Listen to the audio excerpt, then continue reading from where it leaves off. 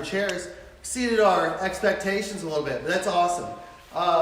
So to get started, I'm just going to kind of give you an overview with my very thorough notes of what we'll be talking about today. So the topic of today is the secret to stretching to stay young. And the whole idea behind this is that the bulk of our just so people know, our average client age here is actually 52, when most mainstream gyms, from different industry statistics I've read, is in the mid-30s. So we're skewed a little bit different than the normal gym. That's okay. That's actually the way we like it. But with that, what we notice is as the difference between someone working out at 30 versus 35 versus 40 versus 45 and on up is how people move and the quality of their movement and a lot of the obstacles and challenges that come up over time. Well, after doing this for 15 years, we finally started to realize, and I started back in 2002, so after doing this for a number of years, realized that, all right, we got to come up with we got to figure out a way to make this work, to make this happen. And what we've developed are a couple of systems and principles that we apply into our workouts, but when we're doing them on the workout floor, for those of you that work out here, it's something that we kind of do on the fly, and it's, all right, you're doing this, here's what you do, go.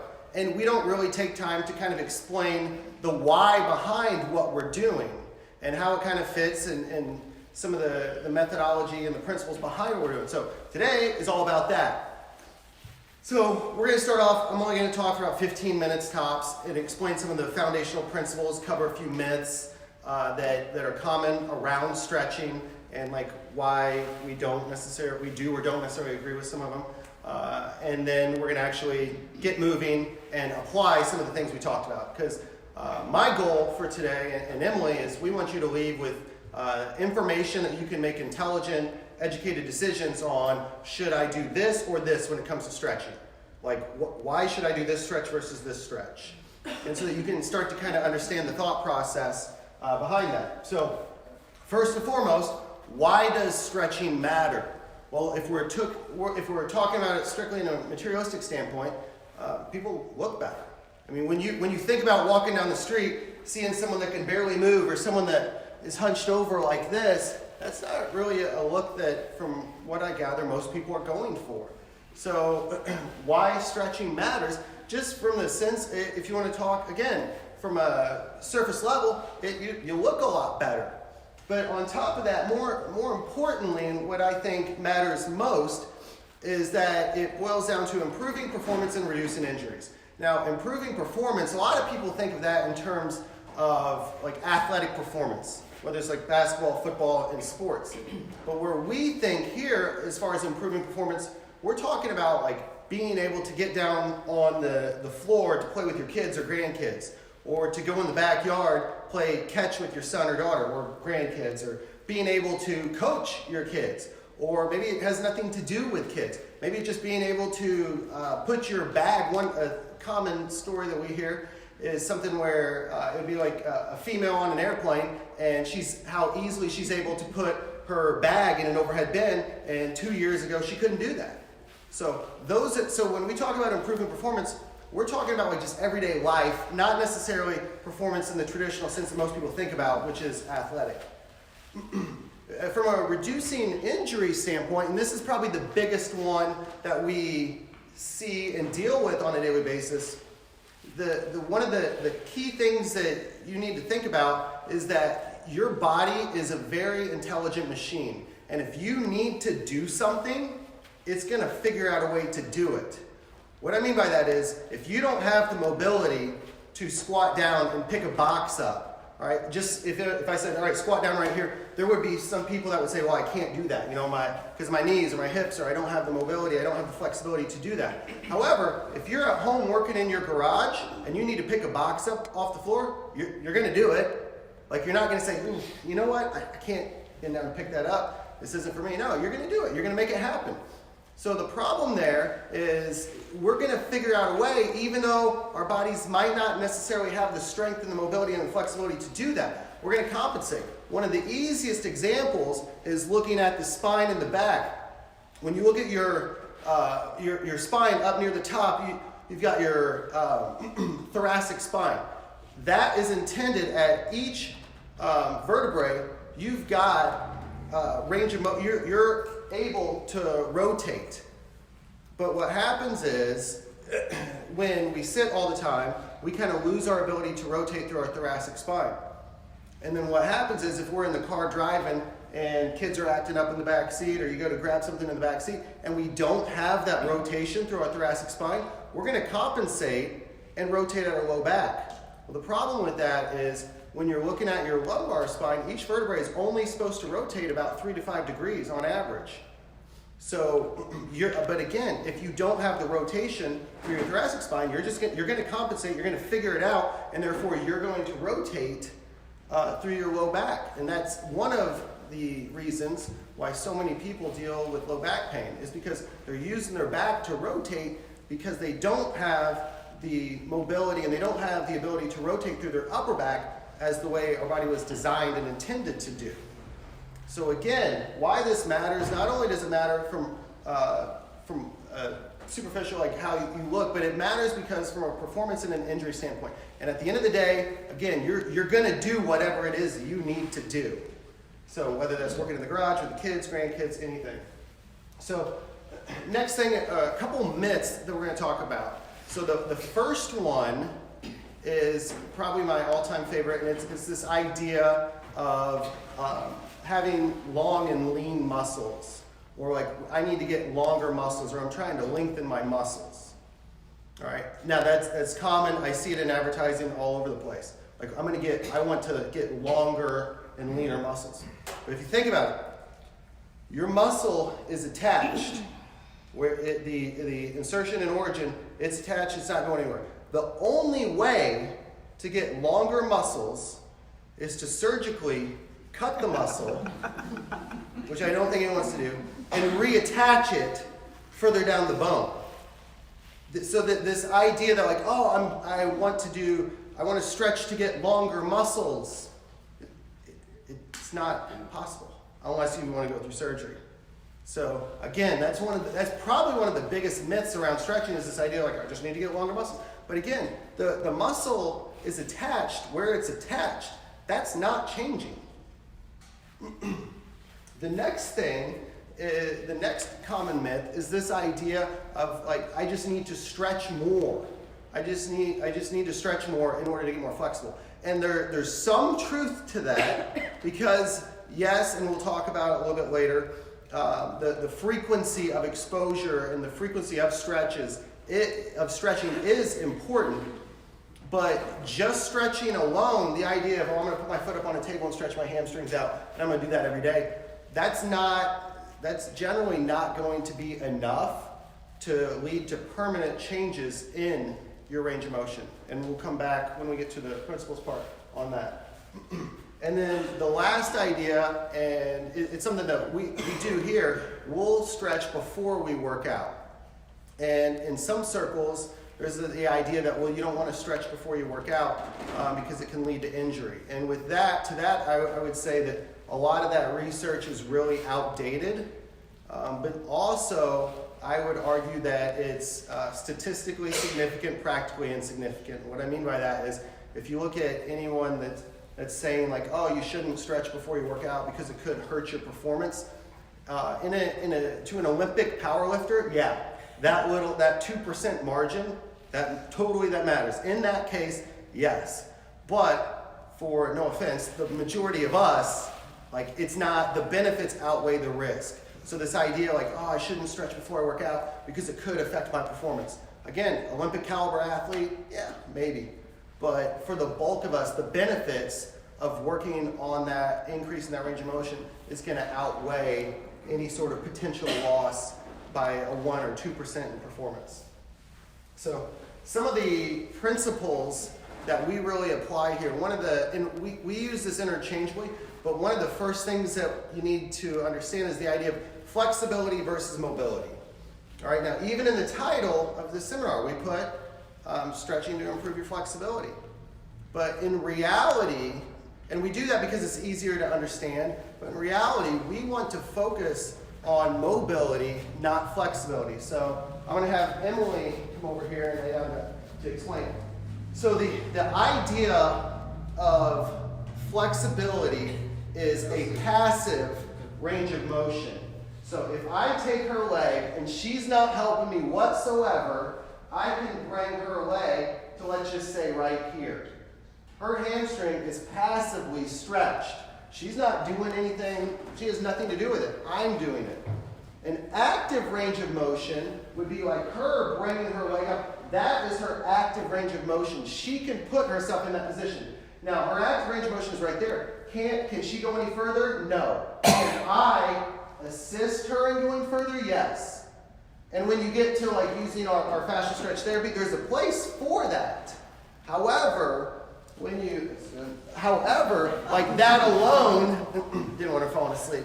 That alone is not good enough. So flexibility is this idea of a passive range of motion. It sounds great, but the problem is we don't live in a passive world. You need that flexibility, or you need that range of motion when you're playing with your kids or grandkids or putting something up on the shelf or on the overhead bin on an airplane. So we want mobility, and the idea behind mobility is it's a range of motion that you can control actively. So that is really what we're working on. That's kind of what it's all about, is we want to increase your range of motion in a way that you can actively control. Now, how we go about that are with some of the things that you'll see us doing, and maybe some of you have done them here in the gym. So the first thing is what we call our CARs, which stands for Controlled Articular Rotations. So we stick with CARs because it's a lot shorter and easier to spit out real quick. So controlled articular rotations. The idea behind this is taking your joints through a full range of motion. Now, why this is important, it really comes back to the simple principle of use it or lose it. If you're not using the ranges of motion that you're given, eventually your body's going to take them away, and you're going to lose the ability to get in those positions.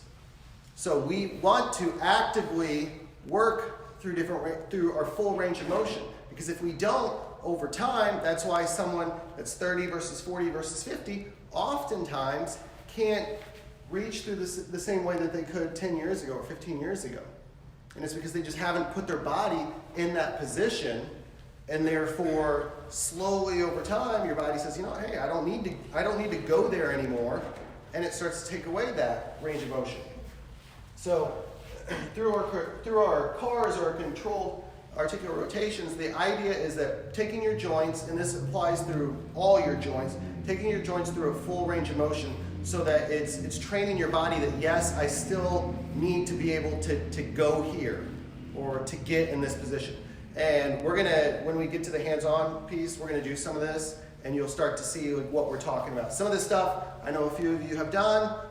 Some of it probably haven't. So again, we'll get back to this. But it's the idea that use it or lose it. If you're not taking your joints through a full range of motion, slowly but surely, you're not going to be able to. So the next one is the idea of the stretch reflex threshold. So I was thinking about this last night, like what's the simplest way to explain this? And the best thing that I came up with is that it's like a defense mechanism in your body. So kind of going back to the idea of getting longer and lean muscles, or lengthening your muscles, and how that's not actually a thing.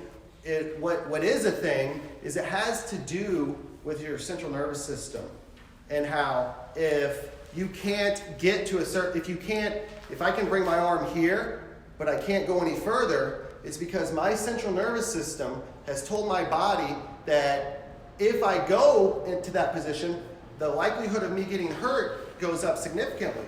And therefore, it's my body protecting me from getting in a position that I'm not strong enough to maintain or control. Make sense? Kind of, yeah? All right, sweet. Seeing some heads nod. So yeah, it really boils down, and this is probably like the biggest shift that we've had over the last probably 5 to 8 years with what we do here, is this idea of stretching has little to do with increasing your flexibility, and it all has to do with training the central nervous system, that you do have the control and the motor control, and you do have the strength to control your body in those positions. Now, how do we train our body that, hey, we're good in this spot? It's through something that we call PAILS and RAILS. And what that is, again, it's another acronym. PAILS is progressive angular isometric loading. RAILS is regressive angular isometric loading. You go back down, I'll show you. So, progressive angular isometric loading. So this would be, let's just say, if we're talking about like her hamstring, hip, this area right here, this is kind of like a neutral position for her. If we bring her leg up, this is the progressive angle on like the hamstring glute area. The degree is greater than 90 degrees. Up here in her hip flexor area, kind of in her quadricep area right here, that is the regressive angle. So if you think about on a bell curve, you're strongest through kind of this like middle ground right in here. All right, so if you think about it from a progressive and a regressive, sorry, my pictures are really bad. But if you think about on a bell curve, your regressive and progressive angle, that's where we're weak. That's where we're more likely, that's where injury is more likely to occur. We generally don't get hurt like at the midpoint in a movement or an exercise. We get hurt, and if you watch TV and if you're seeing athletes on TV, they get hurt when they went too far. They don't get hurt like halfway through just a normal stride. It's when they were overstriding, or when they cut a little too far on the football field or on the basketball court. That's when people get hurt or at their end ranges of motion. So people are strongest here. Our goal is to take this area where they're strongest and widen that gap. So that instead of being strong from here to here, they're stronger from what you say here to here. Now, this is not something that happens overnight, but that is the goal. Whether it's for athletes, non-athletes, it doesn't matter. This is kind of the magic potion that will help prevent injuries and increase mobility. Now, how we do that is with our PAILS and RAILS, our progressive angular isometric loading and regressive angular isometric loading. And what that means is that's a matter of adding isometric contractions at your end range of motion. All right, so you stretch your hamstring out. And when go ahead and go back down here. So what this would look like is we stretch her hamstring out here. Again, this is the progressive angle on the back side. So if she was to hold a stretch here, this would just be like a normal static stretch, which is what people are accustomed to. And because she's strong, I'm not going to have her actually do this, if she was to push her heel into my hand, this muscle is going to fire right here. When that happens, that muscle is getting stronger at that position. All right. Now, if she was then if I was to say, take your foot away from my hand, then she's now has those muscles on the top of her leg firing. That's the regressive angle. We do this in our stretch class sometimes, if you've done it. We'll do it a lot of times standing, but it's same principle, same idea.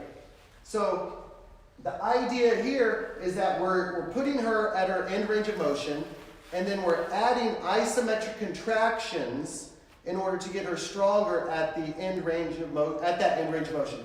Now, how that impacts a more permanent change is wherever you're at in that range of motion, when you add an isometric contraction, the muscles are getting stronger at that point in the movement and plus or minus 15 degrees.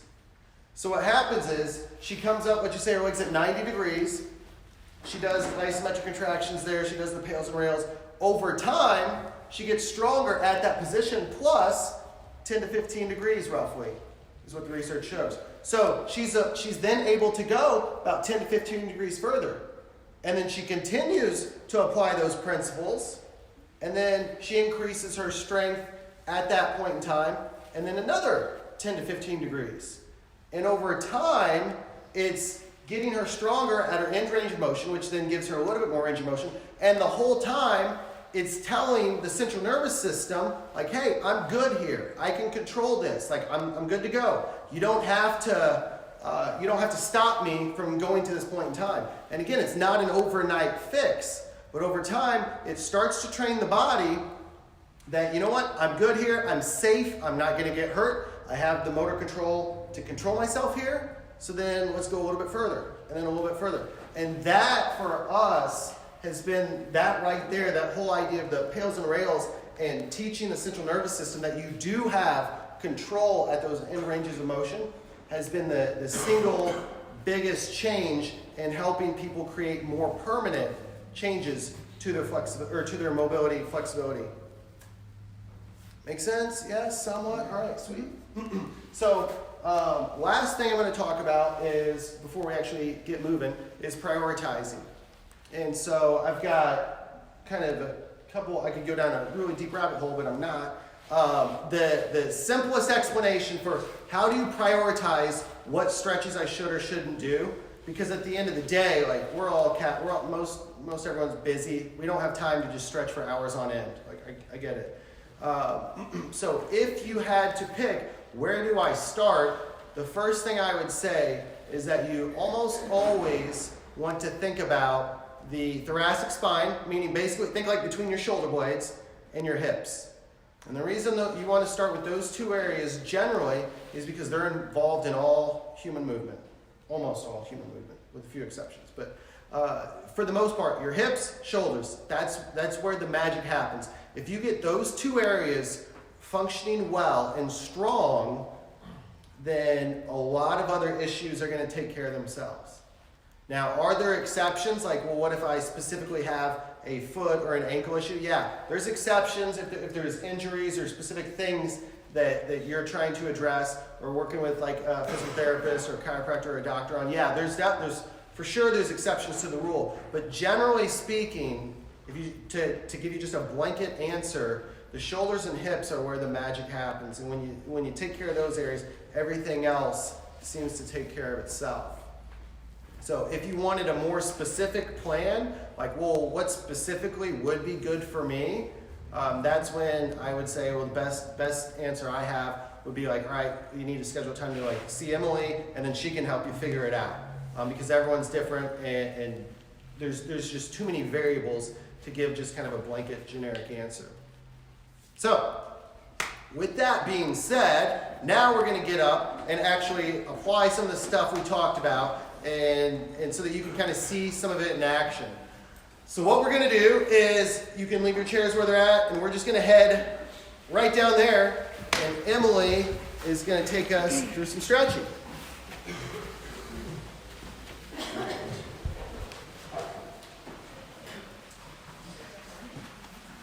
Careful.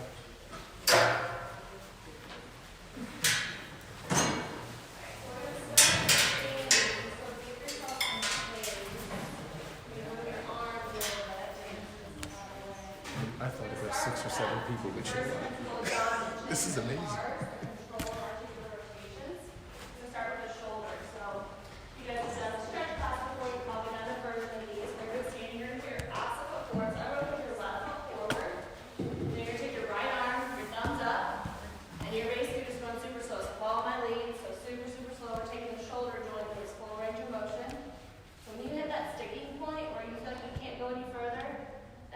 Turn your palm away, and you're going to rotate back.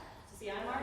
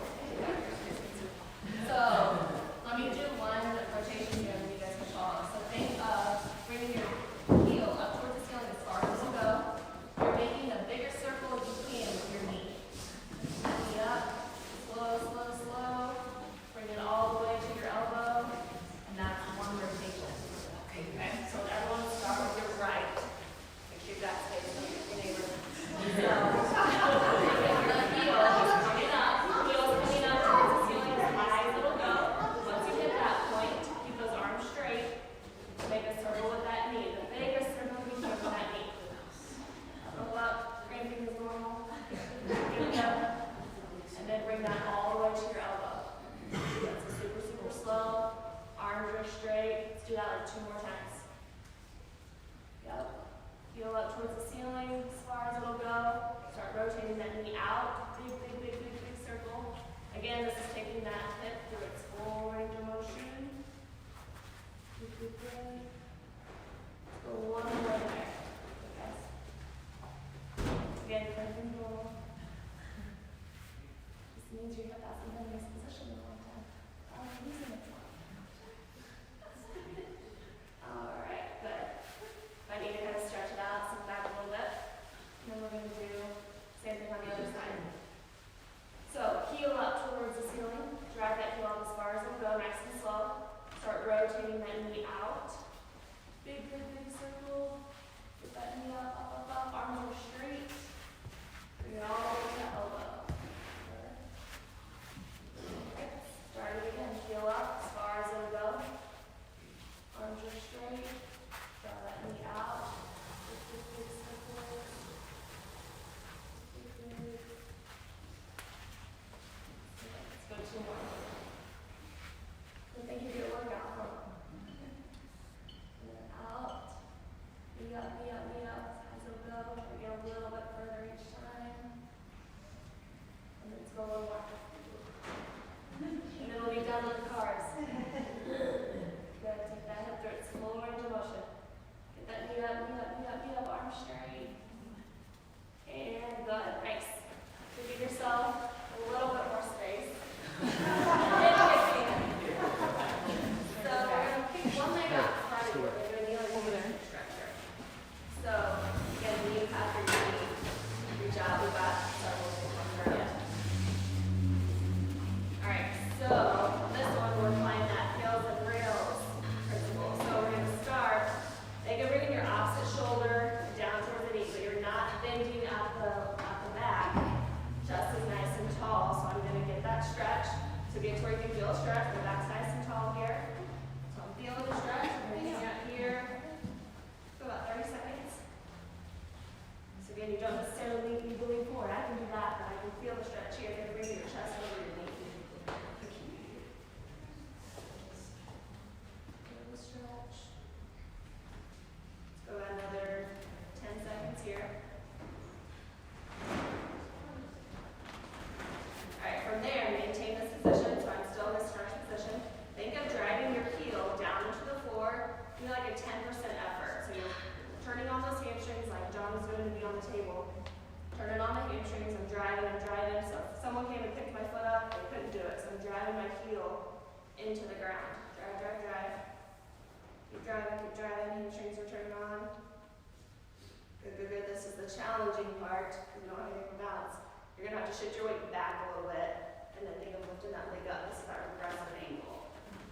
Yep, this is where the cramp starts. Regressive angle. Good, good, good. So if you're doing something you have something on to, working on balance here. Good, good, good. Alright, let's relax there. Relax. Stretch back into it. You can do it. So just hold there, relax, you're not pressing, just relaxing. So again, we did that stretch, and then we did the progressive angle, we were driving, that regressive angle, pulling it up, and then stretch again, so you should be able to get a little bit further here.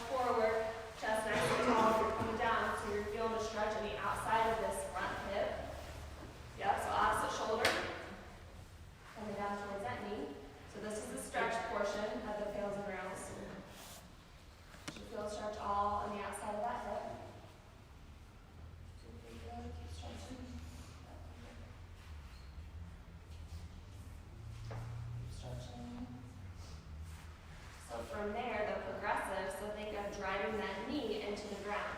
So I'm turning on this glute on the outside of my hip, turning it on, I'm driving and driving. If I came around and tried to pick your knee up, you shouldn't be able to. Drive, drive, drive. Muscles turning on, keep driving, keep driving, keep driving. Drive, drive, drive. Alright, good, relax. Try to maintain that position, and then you're gonna bring your knee up towards your chest. So this is that progressive ankle. Bring it up, bring it up, bring it up. So creating change here at our end ranges of motion. Good. Keep holding, keep holding. Alright, good. Relax.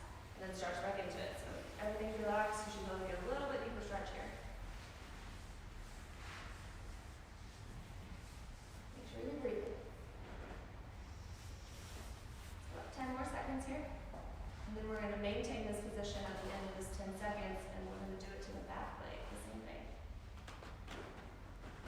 Alright, good. Relax. We're going to stand up. So, not stand up, sit up. Think of bringing your shoulders back towards this knee. So, open up the shoulders to that.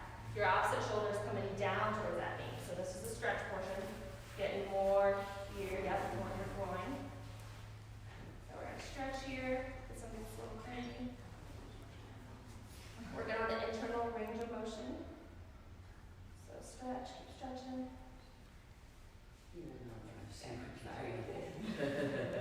And then from there, think of driving this knee down to the ground, the progressive angle. So drive that knee down. Turn on those adductors. Turn them on. You should be able to lift your knee up if I were to walk around.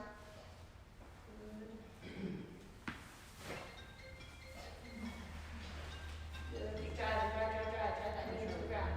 Drive, drive, drive. Keep pushing, keep pushing. Alright, good. Relax. Now think of lifting that knee up. Lift it up, working on the regressive angle. Up. Lift it up, lift it up, lift it up. Keep holding, keep breathing. Lift it up, lift it up. And good, let's relax it, and then stretch back into it.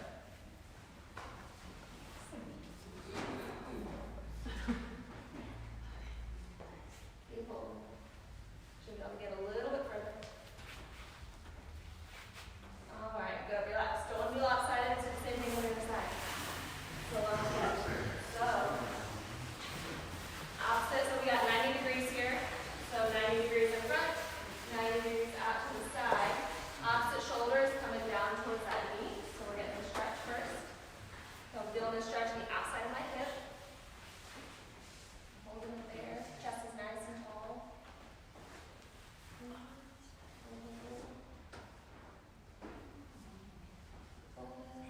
Keep breathing. Alright, good. Let's do some work. So think of driving this knee down into the carpet. Push, push, push. Push, push, push. Turn on that glute. Turn on that in range of motion. Drive, drive, drive. Keep driving. Drive, drive, drive. Driving. Driving. Alright, good. Relax. Think of bringing that knee up towards your chest. Good. Progressive angle here.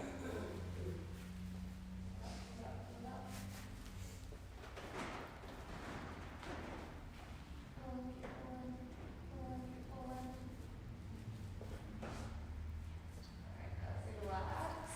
Let's stretch back into it. So again, on a lot of these, we'll hold them a little bit longer. I want to make sure you guys get the feel for all of these so you kind of know what to do on your own. Stretch, stretch, stretch. You'll get a little bit further here.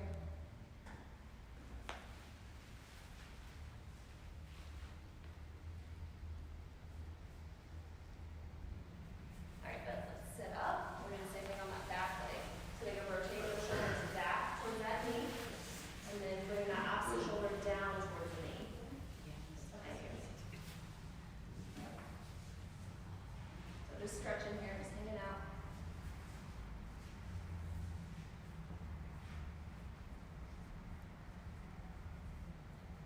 Keep breathing. Alright, good. Now let's think of driving that back knee into the ground.